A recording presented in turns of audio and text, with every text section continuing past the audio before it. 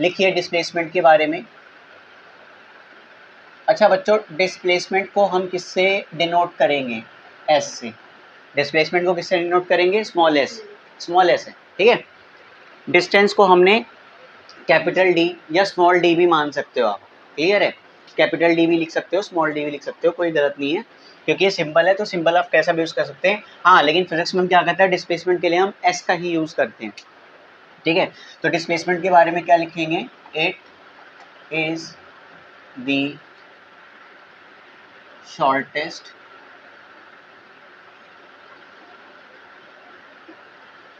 Shortest path between the initial and final position of an object during the journey। Journey लिख दो, during the motion लिख दो, एक ही बात, ठीक है। ड्यूरिंग द जर्नी भी करेक्ट है, ड्यूरिंग द मोशन भी करेक्ट है, ठीक है। In the given time interval, during the journey या ड्यूरिंग द, चलो मोशन लिख लेते हैं, during the motion in the given time interval, during the motion in the given time interval, given time interval, clear है। ये हमारा क्या हो गया? डिस्प्लेसमेंट हो गया। बताओ बस समझ में आया? क्लियर है। अगर पाथ लेंथ ऐसी मेजर कर दूं तो हम डिस्प्लेसमेंट निकाल सकते हैं। Thank you sir. All right, तो बच्चों अभी इसमें अब हम वही चीज़ देखेंगे। बताओ क्या ये स्केलर क्वांटिटी है, वेक्टर क्वांटिटी है? पहले ही मैं आपको बता चुका हूँ कि ये वेक्टर क्वांटिटी है, मैं बताऊंगा कि वेक्टर क्वांटिटी क्यों है, ठीक है। चलो, तो सबसे पहला पॉइंट इसका क्या लिखेंगे इसके बारे में? इट इज वेक्टर क्वांटिटी, ठीक है। It is a vector quantity, ये एक वेक्टर क्वांटिटी होती है। सेकंड पॉइंट, अगर बात करें इसकी एसआई यूनिट, तो एसआई यूनिट बताइए इसकी क्या होगी? ये एक तरह की लेंथ ही तो है, तो मीटर ही हो जाएगी, है ना। तो इसकी एसआई यूनिट क्या हो जाएगी बच्चों? Metre, small M. अच्छा, और इसी एसआई यूनिट को अगर मैं सीजीएस सिस्टम में, यानी यूनिट को सीजीएस सिस्टम में लिखूंगा तो क्या होगा?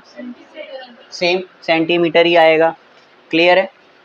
अच्छा, अब डिस्प्लेसमेंट के बारे में कुछ और बातें भी जान लेते हैं, ठीक है, कि डिस्प्लेसमेंट और इसमें क्या क्या हो सकता है। तो सबसे पहली बात हमने देखा कि जो डिस्प्लेसमेंट होता है इनिशियल और फाइनल पॉइंट पे ही डिपेंड करता है, कि इनिशियल पॉइंट क्या है, फाइनल पॉइंट क्या है, ये डिपेंड नहीं करता कौन से रास्ते से आप चल के आए हो। जैसे फॉर एग्जांपल डिस्प्लेसमेंट को समझने का एक बहुत अच्छा तरीका हम लेते हैं। लेट्स से ये पॉइंट ए है और ये पॉइंट आपका क्या है? बी। ए से बी पॉइंट तक कोई मूवमेंट कर रहा है, कोई मोशन कर रहा है, क्लियर है। अब वो ऐसे चल के जाए, कैसे भी जाए, कैसे भी मूव करे, अब बी पर पहुंच गया, क्लियर है। ए से स्टार्ट किया था और आके बी पर एंड कर गया, ठीक है। अगर मैं डिस्टेंस निकालना चाहूँ तो एक्चुअल पाथ लेंथ इसकी मेजर करता चला जाऊँ, ऐड कर दूँ तो मेरे को डिस्टेंस पता लग जाएगा। लेकिन अगर डिस्प्लेसमेंट की बात करूँ तो हमने डिस्प्लेसमेंट के बारे में क्या सीखा? क्या होता है बेटा डिस्प्लेसमेंट? हाँ, shortest path length, shortest distance between the two points, है ना। तो दो पॉइंट्स के बीच में शॉर्टेस्ट डिस्टेंस क्या बताया था? क्या होता है? Straight line. Very good. तो यहाँ पे अगर मैं ये स्ट्रेट लाइन ड्रॉ कर दूं तो यही क्या मेरा डिस्प्लेसमेंट होगा? है ना, यही मेरा डिस्प्लेसमेंट होगा, क्लियर है। वो सिर्फ किस पे डिपेंड करता है? इनिशियल और फाइनल पे। अगर मुझे इसका इनिशियल और फाइनल पॉइंट पता होगा तो मैं क्या डिस्प्लेसमेंट निकाल सकता हूँ? पहले बताओ, यस और नो लगा सकते हैं, क्लियर है। तो इसका मतलब है इनिशियल और फाइनल पॉइंट पे ही डिपेंड करता है। तो अगर मैंने कह दिया कि ये वाला पॉइंट एक्स आई है, क्लियर है, ये वाला point x F, I for initial, F for final, clear है। सिंबॉलिक फॉर्म में मैं लिख रहा हूँ ये इसको क्या बोलते हैं? पोजीशन। एक्स आई क्या है? Position, initial position. आई लिखा है तो इनिशियल पोजीशन। एक्स एफ क्या है, ये भी पोजीशन है, लेकिन एफ लगाए तो फाइनल पोजीशन। बताओ बात क्लियर? तो इनिशियल पोजीशन और फाइनल पोजीशन, क्लियर है? अब मैं अगर डिस्प्लेसमेंट निकालना चाहूँ तो मैं क्या कह सकता हूँ कि इन दोनों के बीच का जो शॉर्टेस्ट पाथ है वही हमारा डिस्प्लेसमेंट है। तो अगर मैं इसके अकॉर्डिंग निकालना चाहूँ तो अब जो डिस्प्लेसमेंट आएगा एस, वो क्या होगा, final position minus initial position. ये फॉर्मूला है, अभी देखो इसको मैं लगा के बताऊंगा कैसे, क्लियर है? तो हमारा डिस्प्लेसमेंट क्या हो गया, initial position minus final position, ठीक है, ये हो गया। अब एक एग्जांपल और लेंगे, उसमें सीखेंगे। नेक्स्ट पॉइंट हमारा ऐसा क्या है बच्चों कि ये पॉजिटिव भी हो सकता है क्योंकि एक वेक्टर क्वांटिटी है, ठीक है? तो वेक्टर क्वांटिटी पॉजिटिव भी हो सकती है, नेगेटिव भी हो सकती है, और डिस्प्लेसमेंट हमारा जीरो भी हो सकता है। अब जीरो कब हो सकता है, चलो जीरो का एक एग्जांपल लेते हैं। चलो तो मान दोनों माइनस करके जीरो आ जाए तो डिस्प्लेसमेंट जीरो हो जाएगा। और वो किस कंडीशन में आएगा, कोई बता सकता है? हाँ, जब हम चल के वापस इनिशियल पॉइंट पे आ जाएं। मान लीजिए आपको पॉइंट ए से बी तक जाना था, ठीक है, आपको पॉइंट ए से बी तक जाना, लेकिन क्या करा कि मूड चेंज हो गया रास्ते में। आप घर से तो निकले, आप क्लासेस के लिए घर से तो निकले ऐसे, लेकिन मन नहीं करा। आपने क्या करा, ऐसे घूम घूम के वापस दोबारा आप यहीं आ गए, पॉइंट ए पर ही वापस आ गए, आप बी पॉइंट पे गए ही नहीं। तो आपका इनिशियल पॉइंट भी यही था, फाइनल पॉइंट भी यही था, सेम है ना दोनों, एक ही चीज़ तो है। इनिशियल और फाइनल पे डिपेंड करता है, आपने क्या रास्ता लिया उससे कोई मतलब नहीं है। जब इनिशियल पॉइंट और फाइनल पॉइंट के बीच में कोई पाथ ही नहीं है, वो पाथ कितना है, ज़ीरो, कोई लेंथ ही नहीं है, तो इसका मतलब डिस्प्लेसमेंट भी क्या हो जाएगा, ज़ीरो हो जाएगा। तो डिस्प्लेसमेंट ज़ीरो कब होता है, when initial final points are same, clear है? तो हम क्या लिखेंगे, इसमें लिख लेते हैं when initial and final position are same then displacement is zero, तब ज़ीरो हो जाएगा, क्लियर है? लेकिन अभी मैंने कहा कि ये नेगेटिव भी हो सकता है, पॉजिटिव तो समझ में आ रहा है कि लेंथ मेजर कर लेंगे, पॉजिटिव लेंथ तो आएगी। भाई नेगेटिव लेंथ क्या होती है, नेगेटिव कब होगा उसको समझ लेते हैं। अब इसके लिए समझना पड़ेगा साइन कन्वेंशन, ठीक है? इसके लिए क्या समझना पड़ेगा बच्चों, साइन कन्वेंशन। अब साइन कन्वेंशन के बारे में थोड़ा मैं बताता हूँ। हम क्या करते हैं, हम इसको जब 2D सिस्टम में हम मोशन को पढ़ते हैं, ठीक है, ये हमारा y एक्सिस होता है, ये y डैश, ये x और ये x डैश और y डैश नेगेटिव एक्सिस को रिप्रेजेंट कर रहा है, क्लियर है? ये हमारा ओरिजिन है बच्चों। अब साइन कन्वेंशन के अकॉर्डिंग क्या होता है, साइन कन्वेंशन हमें पढ़ना होता है, लिख लेते हैं इसके ऊपर, ये भी आप लिखना, ठीक है? साइन कन्वेंशन ये भी आप बनाना, ठीक है, ज़रूरी होता है। तो साइन कन्वेंशन के अकॉर्डिंग आप बता सकते हो। देखो, अगर आप ओरिजिन पे अपने आप को मान लो, आप towards plus positive x axis की तरफ मूव करेंगे, चलना चालू करेंगे इस डायरेक्शन में, तो आपका डिस्प्लेसमेंट पॉजिटिव आएगा। आपका डिस्प्लेसमेंट कैसा आएगा, क्यों? क्योंकि इस नंबर लाइन पे अगर मैं देखूं, पॉजिटिव एक्स एक्सिस पे सारे नंबर्स पॉजिटिव होते हैं, या टुवर्ड्स राइट साइड में आप जाएंगे तो आपका सारा डिस्प्लेसमेंट क्या होगा, मतलब बात समझ में आई क्या? अगर ऊपर की तरफ जाएंगे अपवर्ड डायरेक्शन में तो भी क्या आएगा, डिस्प्लेसमेंट पॉजिटिव, क्योंकि पॉजिटिव बाई एक्सिस में जा रहा है। अच्छा, अप में पॉजिटिव, ठीक है। इसके बाद अगर आप लेफ्ट हैंड साइड में जाएंगे ओरिजिन से, तो आपको क्या लेना पड़ेगा, यहाँ तो पॉजिटिव आ गया, यहाँ ही पॉजिटिव आ गया, यहाँ क्या आएगा नेगेटिव। इसका मतलब लेफ्ट हैंड डायरेक्शन में जाएंगे तो नेगेटिव लेंगे, ठीक है। ओरिजिन से डाउनवर्ड जाएंगे, नीचे की तरफ जाएंगे तो भी आपका डिस्प्लेसमेंट क्या आएगा। बताओ बात समझ में आई क्या, क्लियर हुआ। हाँ चलो अब एक चीज़, एक एग्जांपल लेते हैं। ये नोट कर लिया आप सभी ने, चलो नोट कर लो, फिर भी जिसका रह रहा है मैं ये वाला हटा देता हूँ सिस्टम, ठीक है। इस तरफ का किसी का ऐसा हो जो रह गया हो, साइन कन्वेंशन को छोड़ के, ये इरेज नहीं करूँगा मैं, ये सब उतार लिया बेटा इस तरफ का। चलो इस तरफ का मैं इरेज कर देता हूँ, डिस्टेंस का पार्ट।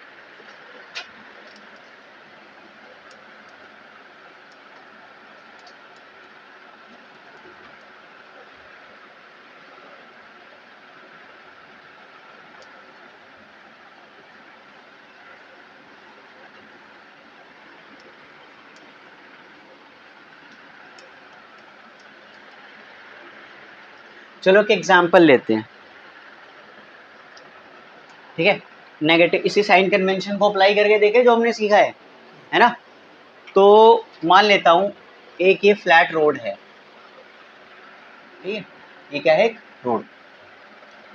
अब इस पे ये मैंने इनिशियल पोजीशन मान ली ये 0 है, ठीक है। चल ये 5, ये सारा मीटर्स में है तो ये 5 मीटर हो गया, ये 10 मीटर हो गया, 15 मीटर, 5 का गैप ले रहा हूँ, 20 मीटर, 25 मीटर, 30 मीटर और ये 35 मीटर से इतनी लाइन बनी है तो इतना ही ले लेते, ठीक है। समझ में आया। अब अभी आप यहाँ पे खड़े हैं बच्चों, ठीक है। आप क्या लिख रहे हैं बेटा पीछे, बोर्ड पे ध्यान दीजिए। हाँ लिख लेना, बोर्ड पे भी ध्यान दो। अभी आप इस 0 पोजीशन पे खड़े हैं, ठीक है। डिस्टेंस तो आप निकालना सीख गए, इतना तो मुझे समझ में आ गया, ठीक है। अभी हम उसको देख भी लेंगे। आप यहाँ से चलना चालू करते हैं, आपने शुरुआत, आप इसी डायरेक्शन में चल रहे हैं टुवर्ड राइट साइड। आप चल के मेरे बच्चों भी यहाँ पर पहुँच चुके हैं। कोई मुझे बताएगा अभी डिस्प्लेसमेंट कितना हुआ।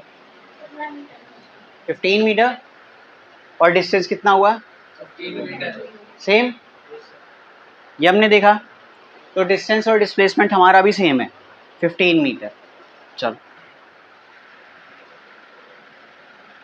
और इसको मैं कैसे निकाल सकता हूँ, मैंने एक ये फॉर्मूला बताया था क्या, ये लगाऊं। देख बेटा अभी डिस्प्लेसमेंट कितना आ रहा है फर्स्ट केस में, जब आप यहाँ के यहाँ रुक गए, अभी डिस्प्लेसमेंट कितना आ रहा है, final position, initial position. Displacement क्या होता है फॉर्मूले में, बताओ क्या होता है डिस्प्लेसमेंट का फॉर्मूला, फाइनल पोजीशन माइनस, यही होता है। चलो एस, फाइनल पोजीशन देख के बताओ कितनी है, इनिशियल पोजीशन देख के बताओ कितना है, कितना आ रहा है आंसर, और आपने कितना पहले बताया था, सेम आ रहा है। क्या डिस्प्लेसमेंट ऐसे निकलता है, देखो फॉर्मूले से भी प्रूफ कर दिया, ऐसे ही निकलेगा। चलो अब आपने क्या करा, आप थोड़ा और आगे तक गए और आप यहाँ आके लास्ट में रुक गए, ठीक है। ये सेकंड केस हो गया हमारा। चल सेकंड केस, अब अगर कोई आपसे पूछे कि इनिशियल पॉइंट के रिस्पेक्ट में अब आपका डिस्प्लेसमेंट कितना है, पहला ये पोजीशन है, सेकंड पोजीशन ये है, क्लियर। अब आपसे कोई पूछे कि इनिशियल पॉइंट, ये इनिशियल पॉइंट है, इनिशियल पॉइंट के रिस्पेक्ट में अब आपका डिस्प्लेसमेंट कितना है, तो आप यहीं से मेजर करना चालू करोगे। इस पॉइंट और इस पॉइंट के बीच में शॉर्टेस्ट पाथ स्ट्रेट लाइन ही होगा, और वो आपने कितना कवर करा है, कितना कवर करा है, 35। क्या फॉर्मूले से भी निकाल लें, चलो बताओ कितना होगा, फाइनल पोजीशन कितनी है, 35, इनिशियल बताओ कितना आंसर आया, बात क्लियर। चलो तीसरा केस लेते हैं, थर्ड केस। थर्ड केस में मैंने कहा कि पोजीशन नंबर 1 और पोजीशन नंबर 2 के बीच में जितना चले हैं तब कितना डिस्प्लेसमेंट हुआ? 20। हाँ, कैसे पता लगा बताओ?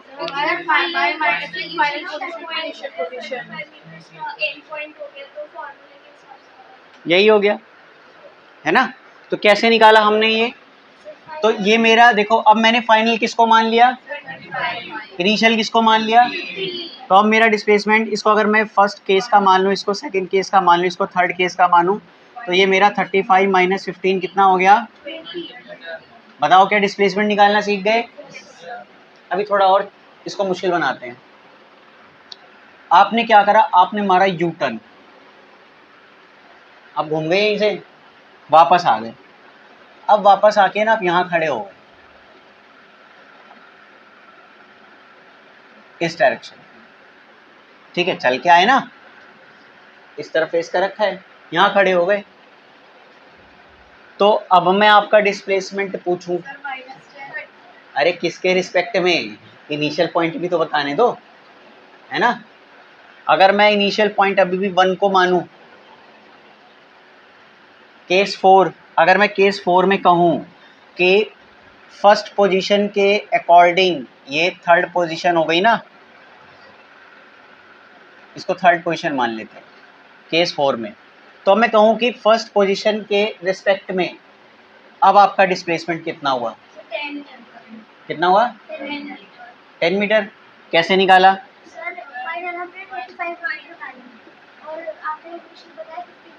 हाँ, माइनस कर दिया, 10 मीटर आ गया। लेकिन फर्स्ट से 3 तक जाने में मुझे अब डिस्टेंस कौन बताएगा? 1 2 3 में जाने में डिस्टेंस बताओ कितना होगा? सब बताएंगे, आप बताइए सबसे पहले क्या होगा, सोचिए। डिस्टेंस पूछा है मैंने, डिस्टेंस पूछा है।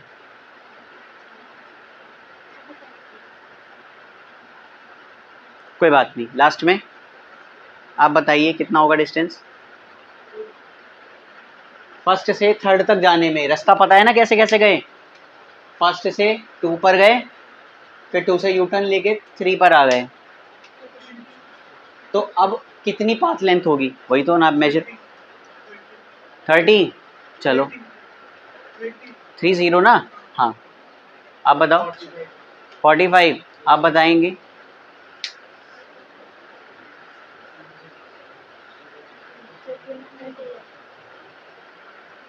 आप बताइए रेनू।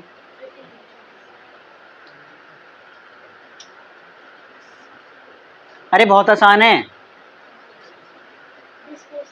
एक्चुअल डेफिनेशन लगाओ। पाथ लेंथ होती है ना, पाथ लेंथ ही तो होती है डिस्टेंस। देखो देखो, चलो कोई बात नहीं, सीखो। अगर मैं डिस्टेंस निकालूं डी 1 से 3 तक जाने में, देखो 1 से 3 तक गया कैसे कैसे, यहाँ से यहाँ गया, यहाँ से यहाँ तक की पाथ लेंथ निकाल रखी है आपने, कितनी है? 1 से 2 तक 20 है ना, ये 35 माइनस 15, हाँ 20 है। क्लियर है? यहाँ से यहाँ तक जाने में आपने 20 मीटर का डिस्टेंस कवर किया था, प्लस इसके बाद 2 से 3 जाने में भी डिस्टेंस आपने निकाला था, वो कितना था? यहाँ से साफ दिख रहा है 10 ही है। ऐसे ही मेजर कर सकते हो, 5 + 5 कितना हो गया? 10। और आपने निकाल भी रखा है 25 माइनस 15, नहीं वो तो ये वाला हो गया है ना, हमें ये वाला चाहिए था। तो ये वाला कैसे निकालेंगे डिस्टेंस? 35 माइनस 10 वो भी आएगा। तो यहाँ से यहाँ तक जाने में 20 था, यहाँ से यहाँ तक जाने में कितना हुआ?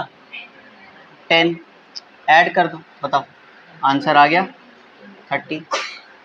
30 वाला सही है, बाकी 40 45 जो आप कह रहे थे दैट इज रॉन्ग।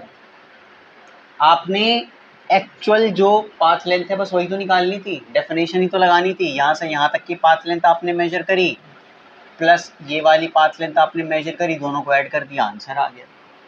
बताओ क्या बात क्लियर? समझ में आया डिस्टेंस और डिस्प्लेसमेंट का कंसेप्ट? चलो, तो ये हमने देख लिया। नेगेटिव डिस्प्लेसमेंट भी होता है बच्चों, ठीक है, नेगेटिव डिस्प्लेसमेंट भी होगा। अब वो क्या होगा उसको देख लेते हैं। इसमें एक सेकेंड रुको जरा, डिस्टेंस निकाला है ना हमने, और S4 में हमने क्या निकाला था, फाइनल पोजीशन ये निकाला था ना 2 से 3 तक जाने में। एक सेकेंड ठीक, ये निकाला था हमने। तो S4 में मैंने आपको क्या कहा था, 1 से 3 के बीच में ना। हाँ, तो फाइनल पोजीशन ये होगी थी, इनिशियल पोजीशन ये होगी थी। अब नेगेटिव डिस्प्लेसमेंट बताता हूँ यहीं से, ठीक है। नेगेटिव डिस्प्लेसमेंट, अब मैं कहूँ बच्चों कि आपको 2 से 3 पर जाने पे, 2 से 3 पोजीशन जाने पे कितना डिस्प्लेसमेंट हुआ, वो एस निकालो, बताओ कितना होगा, हैं? सोचो, आप बताओ पहले। 10, चलो पीछे क्या होना चाहिए, 10, रेनू 10, वेदिका -10, फार्मूला लगाओ, फार्मूला प्रॉपर नहीं लगा रहे हो। 2 से 3 जा रहे हैं, तो 2 हमारा इनिशियल हो गया, 3 हमारा नेगेटिव आ जाएगा, आया ना नेगेटिव। अभी देखो, आप इनिशियली कहाँ थे, 2 पर थे, ठीक है। फाइनली कहाँ थे, 3 पर थे, यानी 25 माइनस 35 -10 मीटर। डिस्प्लेसमेंट नेगेटिव भी आती है, गलत मत समझना, डिस्टेंस कभी नेगेटिव नहीं हो सकते, डिस्प्लेसमेंट कैन बी नेगेटिव, क्योंकि वेक्टर क्वांटिटी है। क्लियर है। और इस साइन कन्वेंशन के अकॉर्डिंग बताऊं, साइन कन्वेंशन को देख के भी आप बता सकते थे। देख बेटा कैसे जा रहा है ये, 2 से 3 पर गया है ना, इस डायरेक्शन में जा रहा है, लेफ्ट की तरफ जा रहा है ना, तो फिर नेगेटिव नहीं होना चाहिए। क्लियर हुआ इस तरीके से।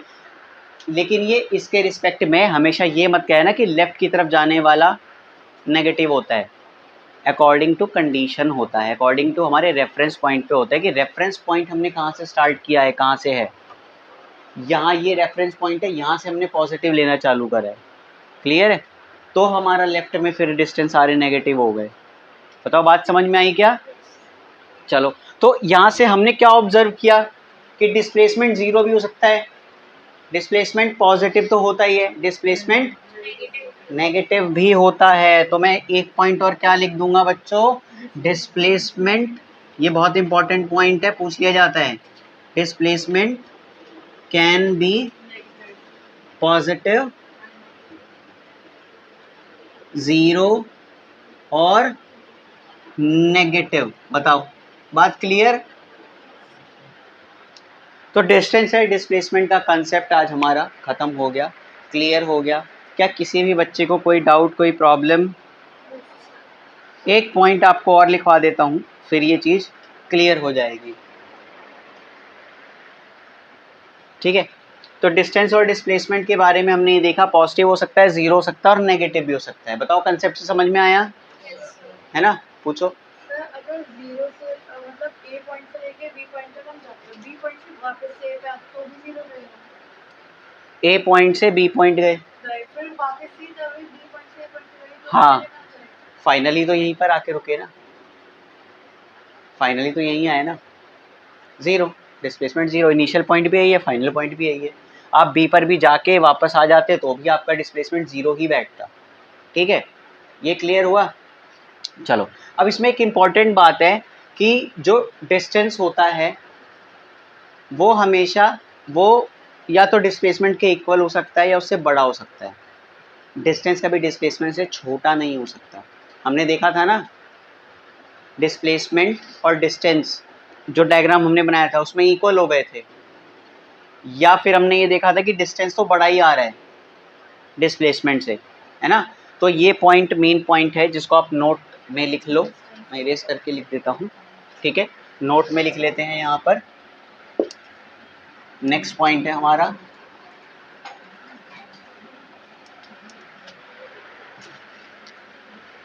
कि जो हमारा डिस्टेंस होता है, distance can be equal distance can be equal और ग्रेटर देन डिस्प्लेसमेंट, यानी डिस्टेंस की वैल्यू या तो डिस्प्लेसमेंट से इक्वल होगी या उससे हमेशा ज़्यादा होगी। क्लियर है? ये बात समझ में आई है ना? क्योंकि डिस्टेंस क्या है, देखो डिस्टेंस और डिस्प्लेसमेंट कब इक्वल हो सकते हैं, जब दो पॉइंट्स के बीच में ए और बी दो पॉइंट हो गए, इनके बीच में मैं इसी रास्ते से चला जाऊं तो मेरा डिस्टेंस भी यही हो गया और डिस्प्लेसमेंट भी यही हो गया। तो मतलब डिस्टेंस डिस्प्लेसमेंट एटलीस्ट इक्वल तो होंगे ही होंगे, और डिस्टेंस ज़्यादा भी हो सकता है। कब हो जाएगा? ले भाई मैं घूम घूम के चला गया, जाओ ऐसे घूम घूम के चला गया, जाओ, है ना? तो या तो वो बड़ा होगा डिस्टेंस या वो डिस्प्लेसमेंट के इक्वल होगा, लेकिन कभी भी डिस्टेंस डिस्प्लेसमेंट से छोटा नहीं हो सकता। तो ये बात अपनी हमेशा याद रखना, पूछ लिया जाता है कंसेप्चुअल क्वेश्चन। बताओ बात क्लियर? क्या सबको समझ में आया?